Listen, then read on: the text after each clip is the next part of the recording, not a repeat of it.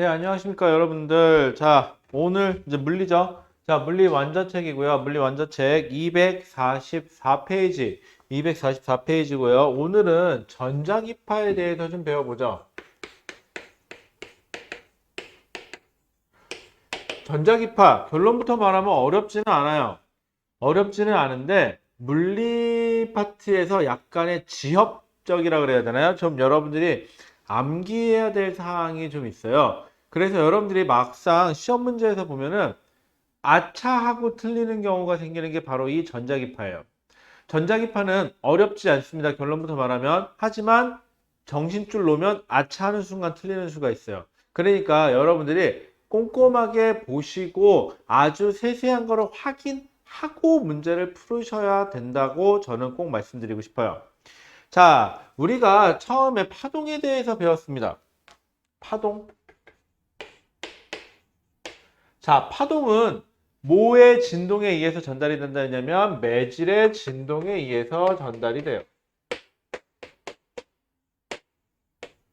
자, 근데 매질의 진동에 의해서 전달이 되는데 앞에서도 얘기했지만 유일하게 매질의 진동 없이 전달될 수 있는 파동이 하나 존재해요. 자, 그래서 매질의 진동이 있냐 없냐, 매질의 진동이 있는 거 흔히들 얘를 뭐 교과서상에는 안 써 있긴 하지만 탄성파라 그래요. 자, 그 다음에 비탄성파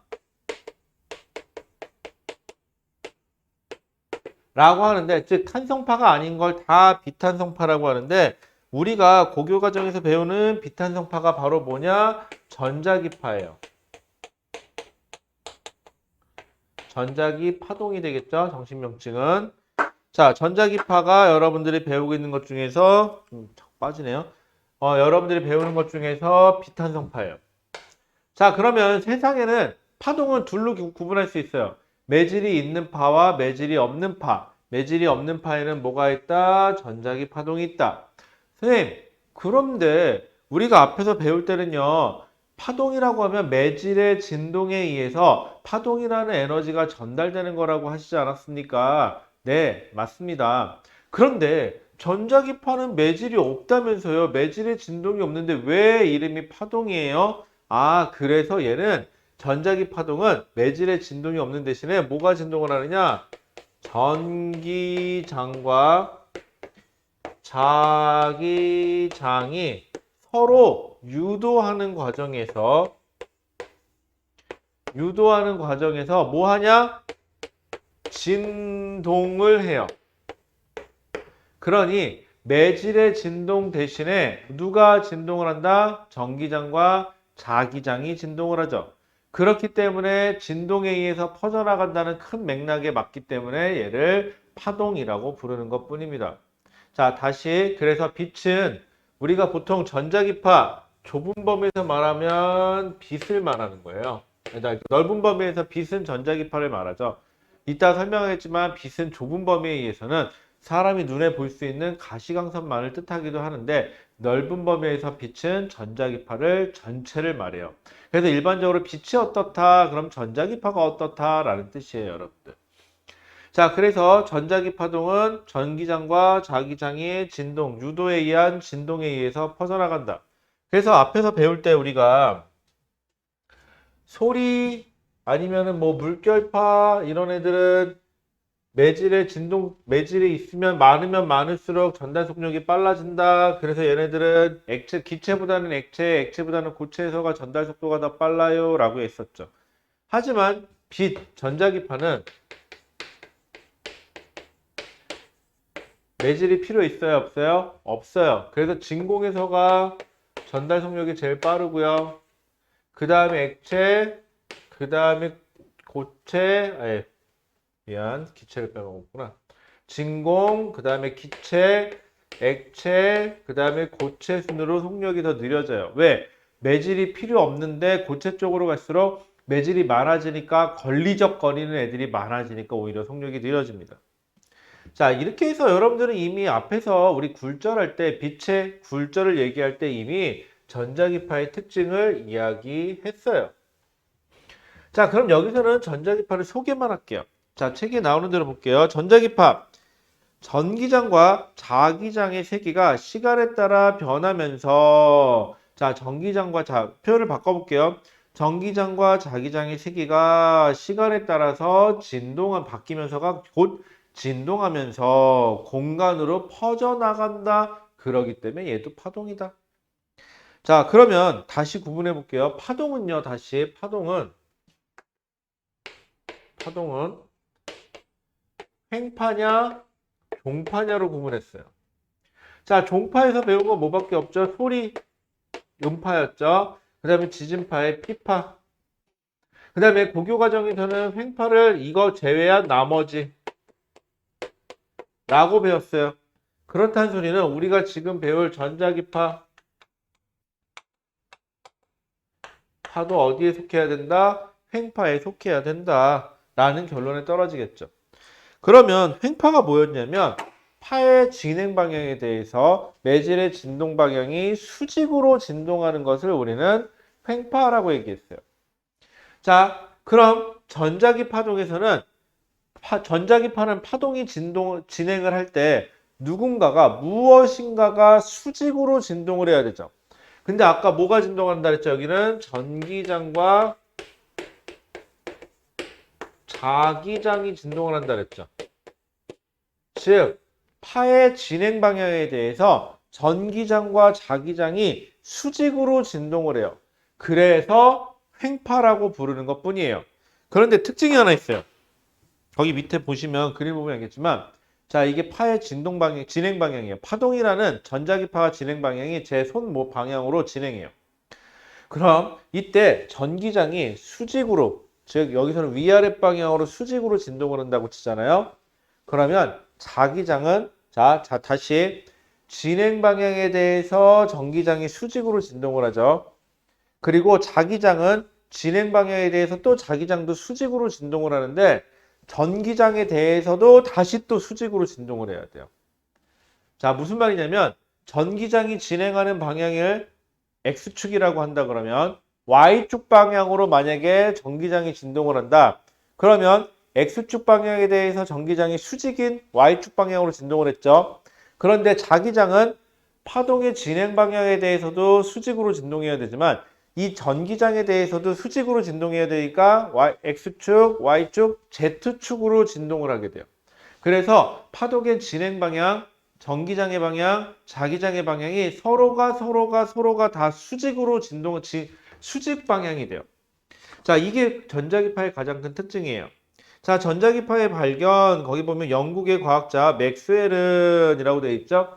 자, 그런데 여러분들 수능에서는 이렇게 물어볼 일은 없는데, 내신에서는 가끔 타이트하게 누가 발견했니? 이런 거 물어볼 수 있으니까 그냥 알아둡시다. 자, 영국의 과학자 맥스웰이라는 사람은 전자기 현상에 대한 연구를 통해 전자기파의 존재를 예측하였고, 독일 과학자 헤르츠가 실험으로 확인하였다. 자, 다시 정리합시다. 맥스웰은 뭐 했다? 예측했다. 그 다음에 누가 실험으로 확인했다? 헤르츠라는 사람이 실험으로 확인했다. 이거 서술용으로 나오기 딱 좋죠. 아니면 객관식에서 기억, 니은, 디귿으로 물어볼 때 둘이 바꿔서 물어볼 수 있으니까 꼭 기억해 주시고요.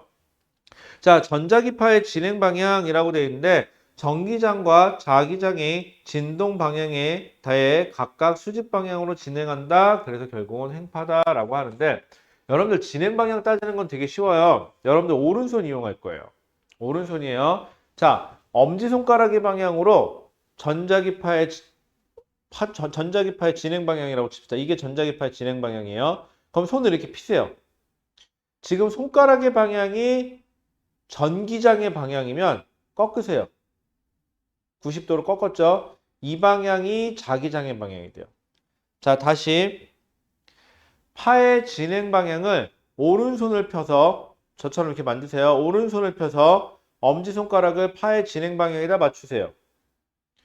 이 파의 진행 방향에 대해서 만약에 전기장이 위아래로 진동을 한다. 그럼 위로 진동을 한다. 현재 위로 올라간다. 그럼 손가락을 전기장의 방향으로 올리세요. 이랬을 때 꺾으면 90도로 꺾으면 자 파의 진행 방향, 전기장의 진동 방향, 그럼 이때 손을 꺾으면 이게 자기장의 진행 방향이 돼요. 자, 요것만 알아두시면 돼요. 근데 이렇게 물어볼 일은 거의 없어요. 이렇게 디테일하게 물어볼 일은 없고요. 파의 진행 방향, 전기장의 방향, 자기장의 방향이 서로 다 수직이다. 그래서 X, Y, Z축을 하나씩 가지고 있다. 라는 정도만 알고 계시고, 그래서 실제 매질의 진동은 없지만 전기장과 자기장이 진행 방향에 대해서 수직으로 진동하기 때문에 뭐라고 부른다? 횡파라고 부른다 정도만 알고 계시면 돼요. 자, 전자기파의 파동은, 전자기파는 파동의 형태로 에너지를 전달하지만 매질 없이도 전달할 수 있는 파동이다. 왜? 매질이 필요 없죠? 매질 대신에 누가 진동한다? 전기장과 자기장이 진동한다. 자, 전자기파의 속력은, 선생님, 빛의 속력은 30만 킬로미터라면서요. 그럼 전자기파의 속력은 얼마예요? 자, 여러분들, 진공 중에서 빛의 속력, 이게 바로 뭐예요? 전자기파의 속력이에요. 왜? 빛 그러면은 넓은 범위에서 뭐라고 다 포함하니까 전자기파를 다 포함할 거니까. 그래서 거기 보시면 30만 킬로미터 퍼 세크이다 라고 되어 있고요. 자, 그래서 보통 파동의 전달 속력은 진동수 곱하기 파장으로 표시하죠. 자, 여기서도 똑같아요. 자, 속력 대신에 얘는 빛의 속력이다. 진공 중에서 빛의 속력을 특별하게 C라고 써주는 것 뿐이고요. 여기서도 마찬가지로 진동수 곱하기 파장이 성립하는 건 마찬가지예요. 그러면 빛이 가지는 전자기파의 진동수가 크면 클수록 파장은 짧아지고 진동수가 작아지면 작아질수록 파장은 길어지네요. 아, 진동수와 파장은 역시 역수 관계에 있구나라는 거 정도만 알고 계시면 되고요. 전자기파의 에너지는 전자기파의 진동수가 클수록 에너지가 크다라고 되어 있는데, 자, 그냥 이거는 어차피 뒤에서 우리가 광전효과나 이런 데서 또 배울 거기 때문에 그냥 알아두세요. 빛이 가지는 에너지는 뭐가 클수록 빛이 가지는 에너지는 진동수에 비례한다. 그래서 빛이 가지는 에너지는 뭐의 크기에 비례하냐? 진동수의 크기에 비례한다. 빛이 가지는 에너지는 진동수의 크기에 비례한다. 여러분들 이거는 화학 시간에서도 배웠던 거, 2단원에서 배웠던 거랑 일맥상통하니까 크게 다를 게 없습니다. 자, 여기까지는 기본적인 설명이고요. 여러분들이 이제 많이 헷갈리는 게 전자기파의 종류예요. 자, 전자기파의 종류, 자, 요것만 하나 설명하면은 전자기파는 이제 끝이에요. 전자기파에 대해서는 그렇게 더 이상 아주 디테일하게 물어보진 않는데 좀 헷갈려요, 여기가. 자, 전자기파를요. 자, 오른쪽으로 갈수록 파장이 큰 쪽, 파장 람다. 단위는 뭐죠? 미터 단위예요, 여러분들. 자, 그런데 여러분들은 책에는 아마 미터 단위인데, 자, 파장이 오른쪽으로 할수록 커요. 그럼 여러분들 파장이 크다는 소리는 반대편으로 갈수록 뭐가 큰 거죠? 이쪽으로 할수록 진동수가 큰 거죠. 그러면 파장은 작아지고. 자, 그 다음에 에너지로 따지면 이쪽으로 갈수록 에너지가 큰 거죠. 왜? 진동수에 비례하는 게 에너지니까. 자, 이렇게 한번 해봅시다. 자, 이 상태에서 우리가 제일 잘 알고 있는 거. 자, 요 정도에서 요 정도까지 여기를 가시광선이라고 해봅시다. 여러분, 가시광선. 가능하다. 보는 게 가능한 광선. 우리가 눈으로 볼 수 있는 색깔. 무지개 색깔 뭐 있죠? 빨주, 노초, 파남보. 이때 얘기하는 거 이걸 가시광선이라 그래요. 자, 참고로 빨간색이 파장이 길어요. 그래서 빨간색부터 빨주, 노초, 파남보, 보라색까지. 그럼 빨간색은 파장이 길고 보라색은 파장이 더 짧은 거고요. 그렇게 따지면 보라색이 에너지가 더 큰 거다 정도까지만 알고 계십시다. 자, 가시광선 그럼 특징 인간이 사물을 볼 수 있는 영역이다 라고 하시면 되고요. 우리 파장이 짧은 에너지가 큰 쪽부터 먼저 가볼게요. 자, 보라색 바깥쪽에 있다. 자, 이 영역은 보라색 바깥쪽이다. 보라색을요 한문으로 자색이라 그래요. 자색 빛깔이 그럼 보라색 빛깔이라는 뜻이에요. 그래서 자색 밖에 있다 라고 여기를 뭐라고 부르냐? 자외선이라고 불러요. 자외선 하면 머릿속에 떠오르는 거 뭐 있죠? 아, 자외선 때문에 얼굴이 타네. 우리가 보통 선크림을 발라서 자외선을 차단하는 그 자외선 맞아요. 자외선이고요. 자외선 하면 우리 보통 이불 어렸을 때 뭐 초등학교 때 책에 나오나 햇빛에 말린다 뭐 하죠? 살균 작용을 한다. 그래서 여러분들 그 뭐죠? 그 저기 밥 먹는데 뭐라 하죠? 여러분들 그 저기 급식 먹는데 가면은 컵 소독기 있죠?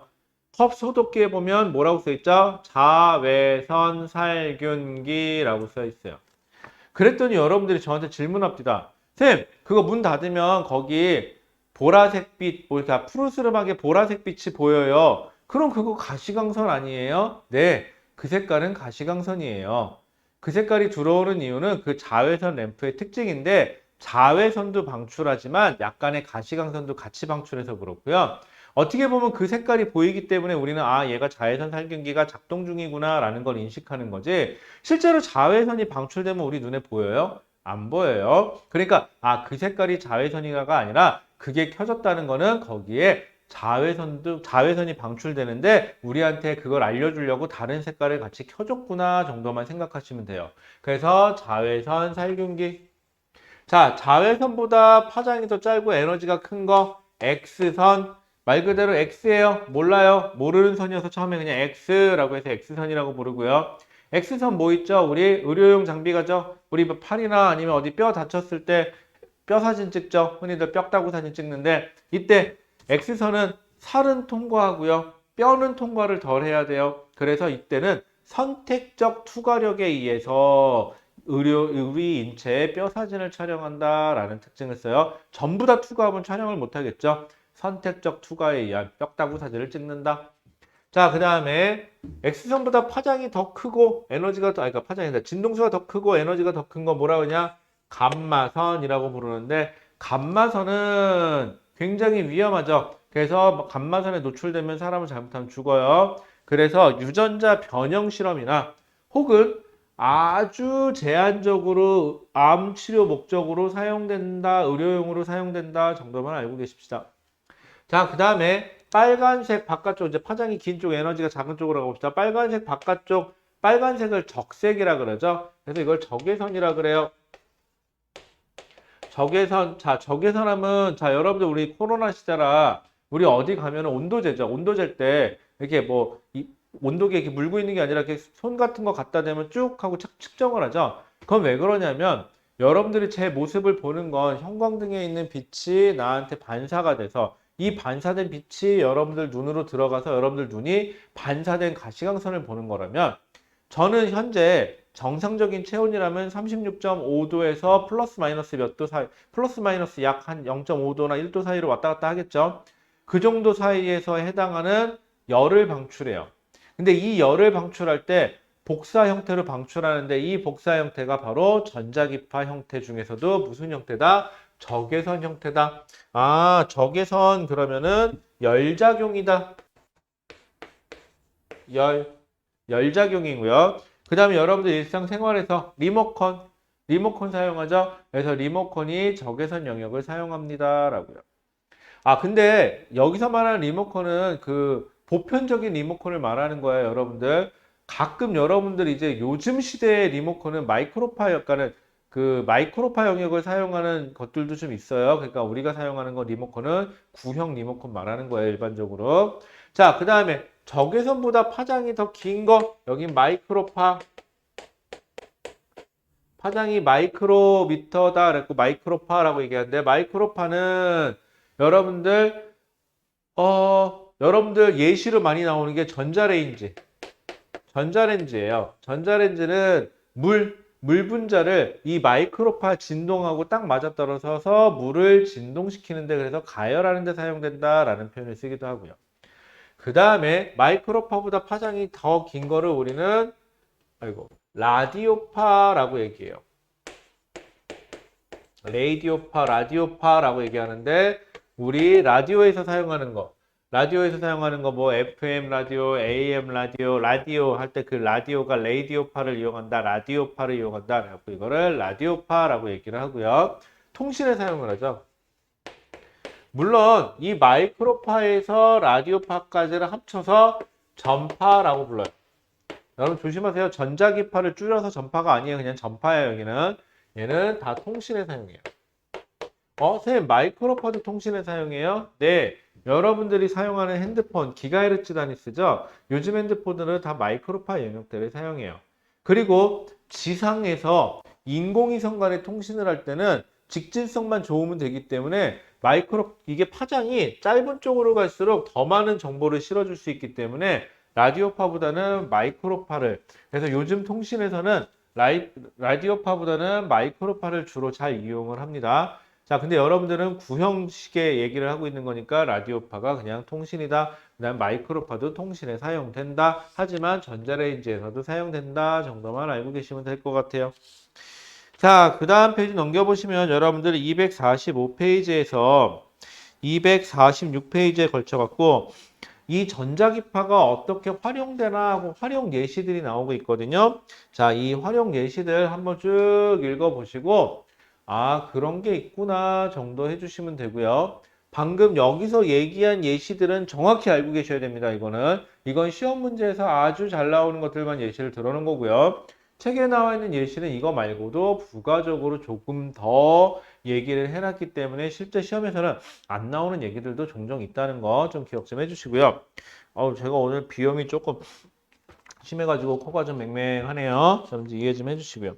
자, 여기까지 해서 전자기파에 대한 얘기는 이걸로 마무리를 짓도록 하겠습니다. 전자기파는 그렇게 어렵지 않죠, 여러분들. 여러분들 완자책에 있는 문제도 그렇고 또 수능 기출문제 제가 보통 드리는 마더텅 책에 나와 있는 전자기파의 문제도 그렇지만 그렇게 어렵지는 않아요. 어렵지는 않은데 이 그림을 좌우로 바꿔놓는다거나 혹은 요 방식대로 놔줄 건데 요거 볼 때 파장이 오른쪽이 파장이 길어지는 건지 혹은 왼쪽으로 파장이 길어지는 건지에 따라서 뒤집어야 되고요. 그 다음에 거기에 따라서 가시광선 여러분들 위치 잡아가지고 어디가 빨간색, 어디가 보라색. 그래서 어느 쪽으로 자외선, X선, 감마선, 어느 쪽으로 적외선, 마이크로파, 라디오파가 형성이 되는지를 꼭 확인하셔야 되고요. 파장이 짧은 쪽으로 갈수록 진동수는 크다, 에너지는 크다 쪽으로 간다는 것 좀 기억 좀 해주시고 이 전체를 넓은 범위에서는 전자기파를 넓은 범위에서 빛이라고도 얘기를 하고요. 좁은 범위에서는 요 가시광선만 빛이라고도 얘기를 하니까 시험 문제 보시고 어디 영역까지 얘기를 하고 싶어 하는지 꼭 확인하셔서 문제 푸시기 바랍니다. 여기는 문제를 좀 풀어보시면 아, 그냥 이런 식으로 나오는구나. 아, 그 주의사항이라는 게 이런 거구나. 아, 내가 깜빡하면 틀리는구나. 아, 이거 좌우가 바뀌어서 그림을 나타낼 수도 있구나. 정도까지만 알고 계시면 되고요. 전자기파는 매질은 없다. 하지만 전기장과 자기장이 서로가 수직으로 진동을 한다. 그렇기 때문에 얘는 그냥 횡파라는 전자기파로 불러준다 정도. 그리고 파의 진행 방향을 손가락이라고 했을 때 엄지손가락이라고 했을 때 손가락의 방향이 전기장의 진동 방향이면 90도 꺾어주면 이 방향이 바로 뭐가 된다? 자기장의 진동 방향이 된다. 요거 정도까지만 알고 계시면 될 것 같습니다. 자, 그럼 전자기파에 대한 설명은 여기까지 하고요. 잠시 쉬었다가 우리 뒤에 파동의 중첩에 대한 얘기 좀 할게요. 파동의 중첩 조금 까다로울 수도 있는데 여러분들 고교 과정에서는 딱 정해진 게 있고 딱 정해진 것까지만 얘기를 하니까 너무 어렵게 생각하지 마시기 바랍니다. 자, 그럼 잠깐 쉬었다가 계속하도록 할게요.